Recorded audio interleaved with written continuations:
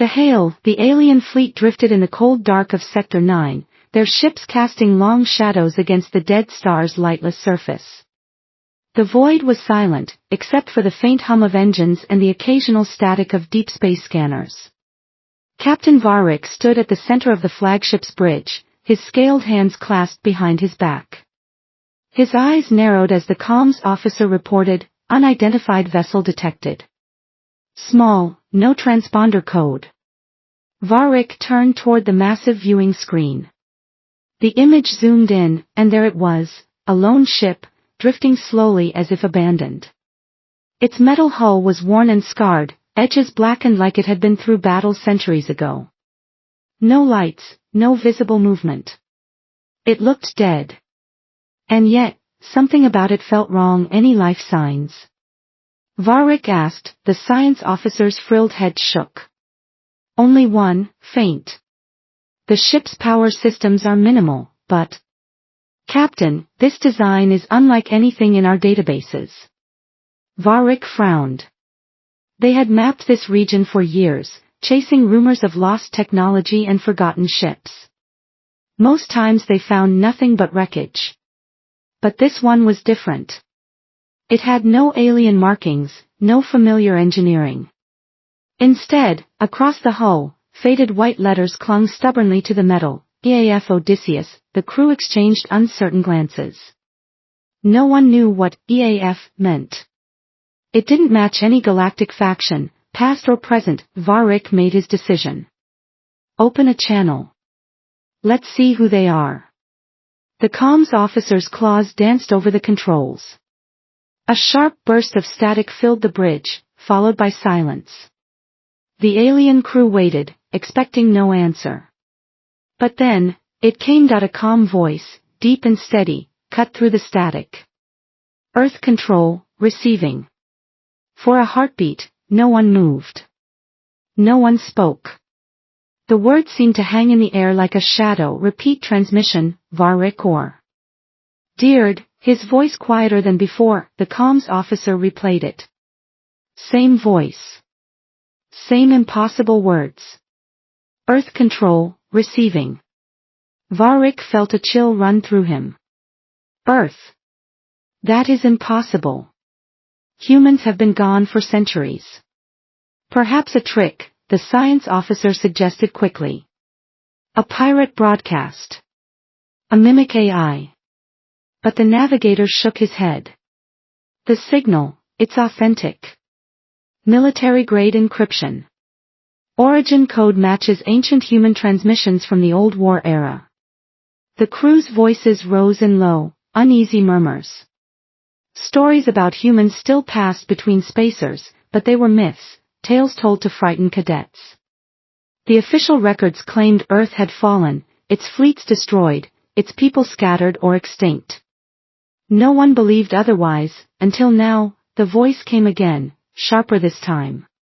Unidentified vessel, state your designation and purpose. You are trespassing in an Earth-controlled sector. Varric's jaw tightened. This sector is unclaimed territory, he replied into the comm. We are conducting lawful exploration under Karth Dominion authority. Identify yourself. There was a pause.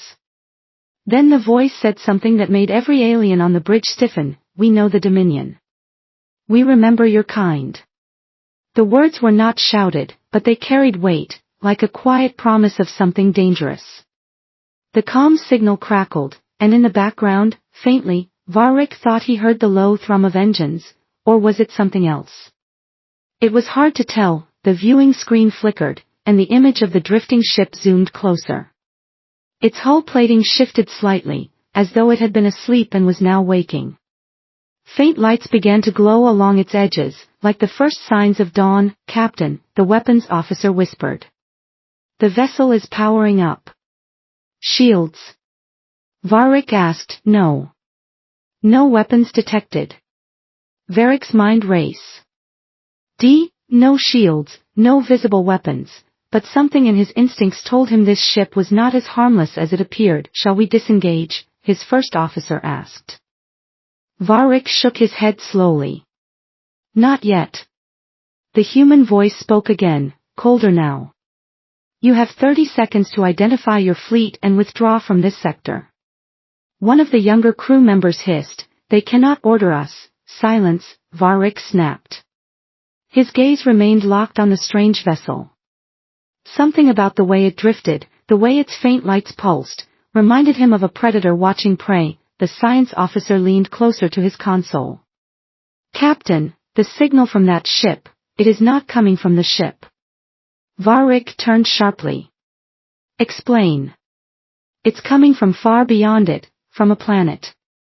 A planet in the Sol system. Varric's breath caught. The Sol system. Earth's home star. He stared at the ship on the screen, and for the first time in years, he felt something he had not felt since his academy days. Fear. The countdown voice returned. 20 seconds. Varric knew then that this was no random encounter. Whoever, or whatever, was speaking to them had the full authority of a power thought dead for centuries. If this was truly Earth control, then the galaxy was about to change, and he was standing at the very center of it. The unknown vessel, the silence on the bridge felt heavy, as if the void outside had seeped in through the walls. No one dared to speak above a whisper. The strange vessel hung motionless on the screen, faint lights tracing along its battered hull like veins pulsing with hidden life. The name EAF Odysseus stood out more clearly now, as if the ship itself wanted them to read it. Captain Varric stepped closer to the screen. Bring us within 2,000 meters, he ordered. His voice was steady, but his tail twitched behind him, a sign of unease his crew knew well. Engines hummed, and the flagship slid forward through the dark.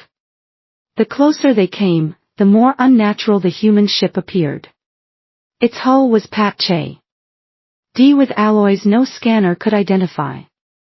Whole sections seemed rebuilt with materials that didn't match each other, as if the ship had been repaired countless times over centuries, never in the same place twice. Yet, it looked solid.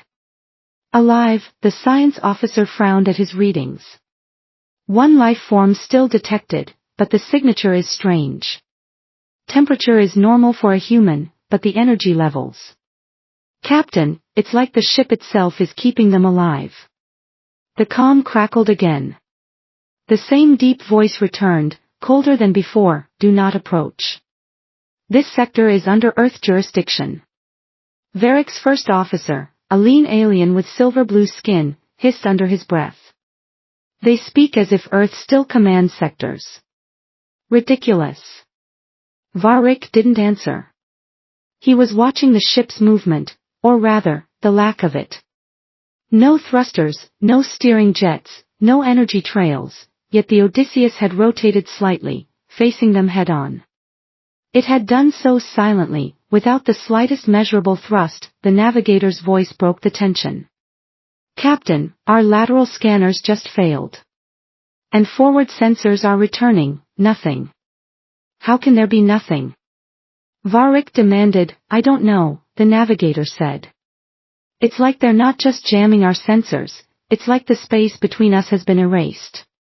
The human voice cut in again. This time, the tone was sharp, like a blade sliding free from its sheath. 15 seconds before we take defensive action.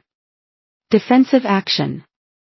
The words were plain, but they hung in the air like a death sentence. The comms officer whispered, Captain, the encryption on their signal is old human military code, from before the withdrawal. But it's not degraded, it's perfect. As if it was made yesterday. The bridge lights flickered. Just for a moment, every screen flashed with static, and then an image appeared on the main display. Not T. He ship. Not the starfield that it was a planet. Blue and white. Clouds swirling over green continents. Oceans glinting in sunlight. Varric's throat tightened. He had seen it before, in forbidden history files. Earth. He breathed. The voice spoke again, calm and slow, each word carrying weight. You are entering controlled space. Comply, or be removed. The crew looked to Varric for orders. Some reached instinctively for weapon controls. Others stared at the planet on the screen, as if it were a ghost from a story told in their childhood. Varric finally spoke, his voice low. Hold position. No one fires. No one moves. The science officer's frill twitched nervously. Captain, if this is real, if Earth truly still exists, Varric cut him off. Then every law of the galaxy is about to change. The viewing screen shifted back to the Odysseus.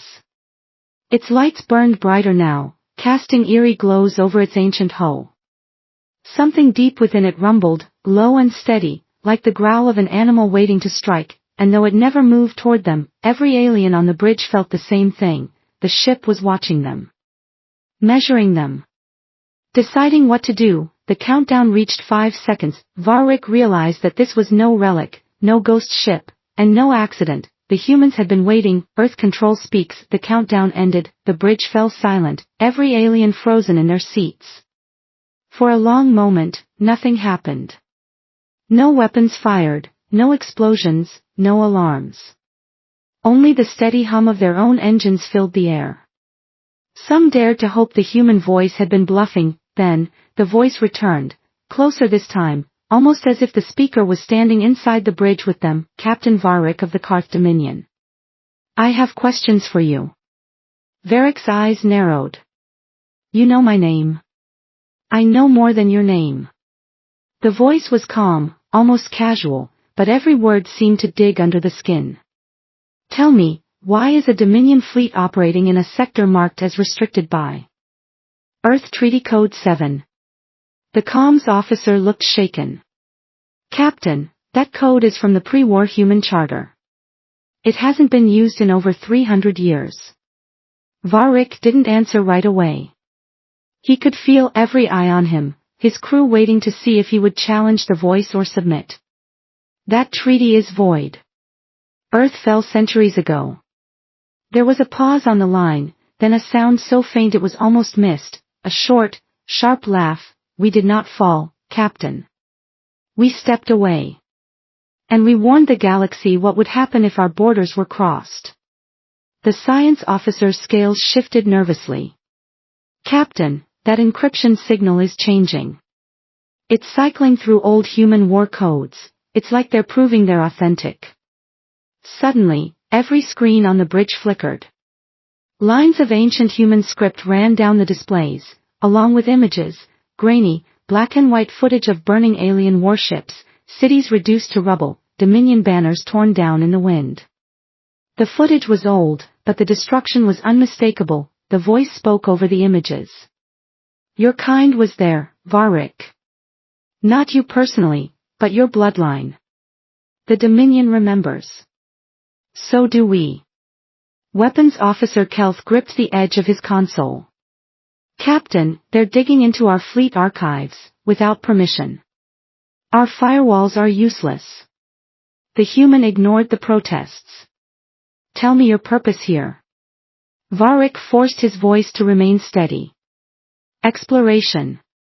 Lawful by Dominion standards. And unlawful by ours.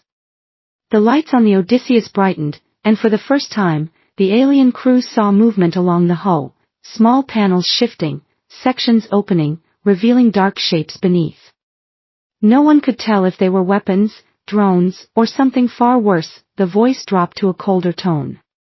You have one chance to turn back. Refuse, and we will assume the Dominion has chosen Wa. R again. The crew exchanged quick, worried glances. The navigator muttered, Captain, they're not bluffing. That ship's power readings are climbing fast, but it's still not using any visible engines. The comm officer's frill twitched. Captain. I think the Odysseus is talking to other ships. Varric turned sharply. Other ships. Yes. Long-range comm bursts, encrypted in the same Earth control codes. The signals are heading out system. Varric stared at the drifting vessel on the screen, its lights pulsing steadily like the heartbeat of something ancient and patient. He knew what this meant. They weren't alone anymore, and somewhere, far beyond this dead star, Earth had just been told the Dominion had crossed its line. The history they forgot, the image of the Odysseus still filled the main screen, but no one on the bridge looked at it directly anymore.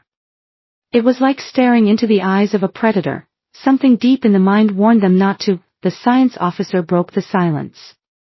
Captain, you know the old stories.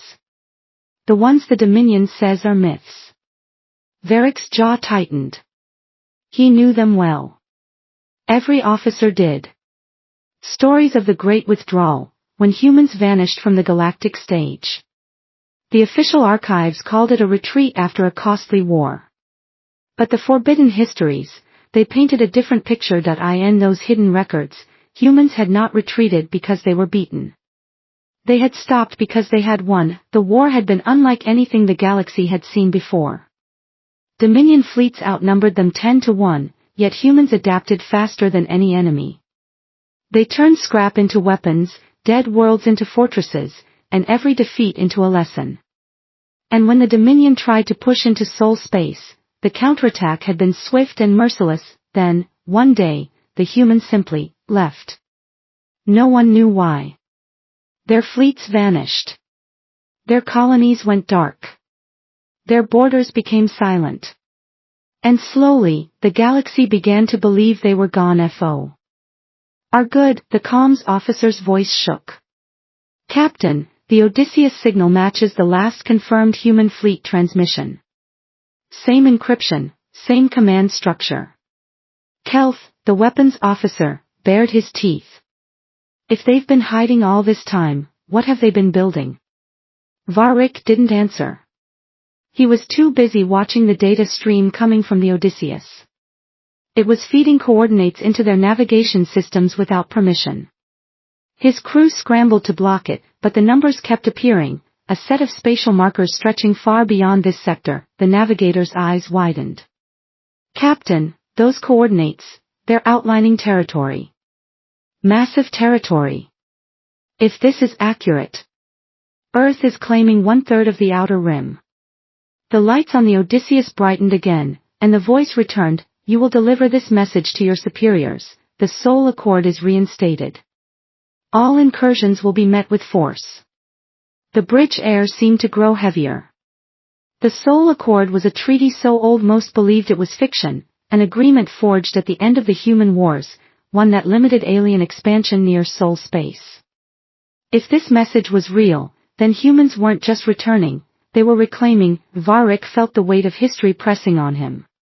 His ancestors had fought those wars. His bloodline had signed that treaty under duress.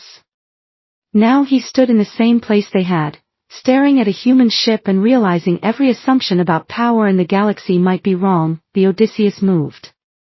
Slowly, silently, it drifted forward, but the scanners showed no thrust, no energy output.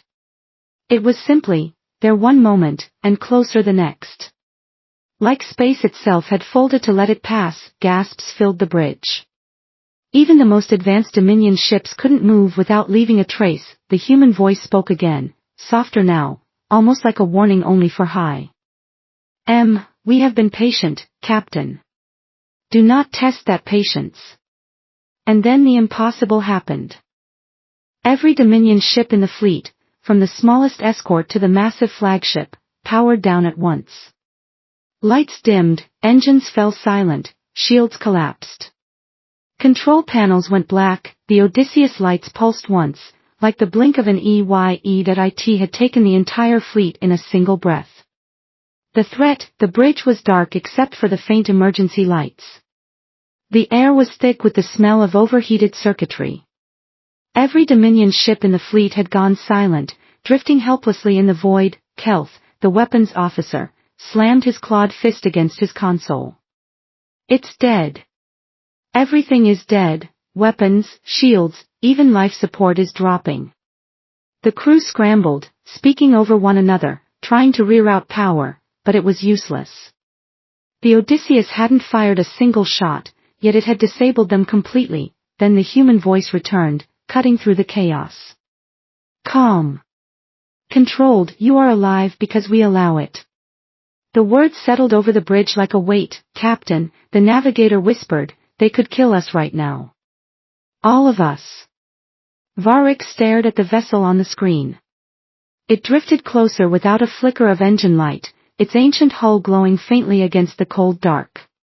For the first time in his long career, he felt something he had never felt in space, the crushing realization that his ship, his crew, his fleet, none of it mattered here. The human voice spoke again, "You have entered restricted space. This violation is being reported to Central Command." Kelth growled, "Central Command? They speak as if Earth still rules the galaxy." The comms officer shook his head. "Not rules, Kelth, enforces." On the screen, faint shapes began to appear behind the Odysseus. At first they looked like stars, but then the points of light moved, dozens of them, forming a wide arc. The science officer's frill stiffened. "Captain. I'm detecting multiple vessels inbound. Human." The readings made no sense. The ships were enormous, far larger than any current warship. Their energy output was stable, efficient, and impossibly high. And yet their signatures were clean, no radiation leaks, no heat trails, nothing for targeting systems to lock onto. The human voice shifted in tone, not hostile, but cold and absolute. "Captain Varric, your fleet will power down completely and prepare for escort to the border. You will carry our terms to your Dominion leaders. There will be no second warning." Varric's first officer leaned in, his voice low. "If we obey, we survive. If we resist, everyone knew the rest." Varric weighed his choices. The Dominion would see surrender as weakness. But provoking these humans could mean the end of his entire command, and maybe far more. He looked again at the Odysseus. Its lights pulsed once, and every Dominion ship drifted into a perfect formation, aligned as if to receive inspection.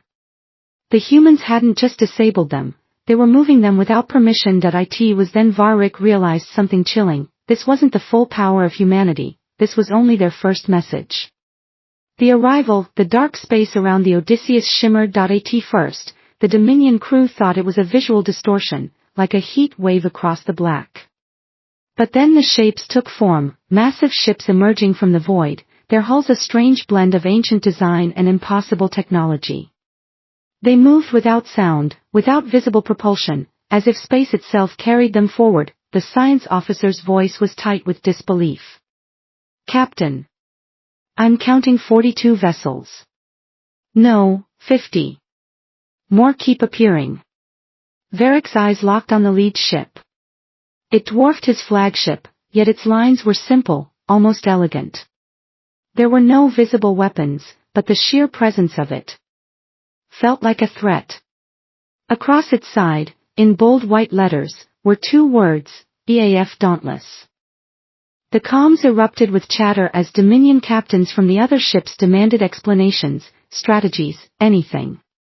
But before Varric could respond, the human voice returned, amplified now, carried across every frequency. "This is Earth control to all vessels in the Karth Dominion fleet. You are trespassing in restricted space. You will comply with escort procedures. Failure to do so will result in removal by force." The message was repeated, but not just to them. It was being broadcast openly, to every listening post, every merchant relay, every civilian channel within range. Across the galaxy, countless species were now hearing it. The first officer's frill twitched nervously. "They're making this public, Captain. They want the whole galaxy to know they're here." And then something happened that made the crew's skin crawl. The Dauntless sent out a single pulse of energy, silent, invisible to the eye, and in response, every human ship lit up at once. Blue-white lines of energy ran along their hulls, like veins carrying pure power. The glow reflected off the Dominion vessels, casting them in cold, pale light. The navigator swallowed hard. "Captain, their weapons systems just went active." But the readings didn't match anything known. No plasma, no railguns, no missile bays. The Odysseus itself carried an energy signature that seemed impossible, stable, but dense, as if it could unleash a storm without warning. Then, for the first time, a different human voice spoke, calm but firm, the tone of someone who didn't need to shout to be obeyed. "Captain Varric, this is Admiral Hayes of the Earth Alliance fleet. It's been a long time since we've spoken with the Dominion. You'll be our messenger. Varric tried to keep his voice steady.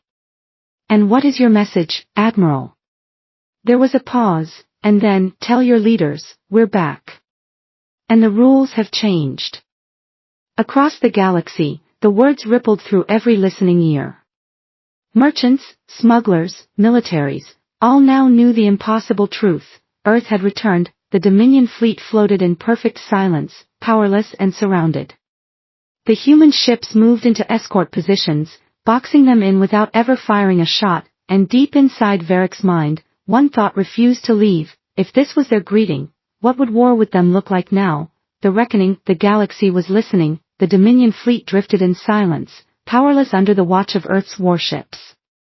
The humans hadn't fired a single shot, yet the outcome was already decided. On every comm channel, their message played on repeat: calm, cold, and absolute, this is Earth control.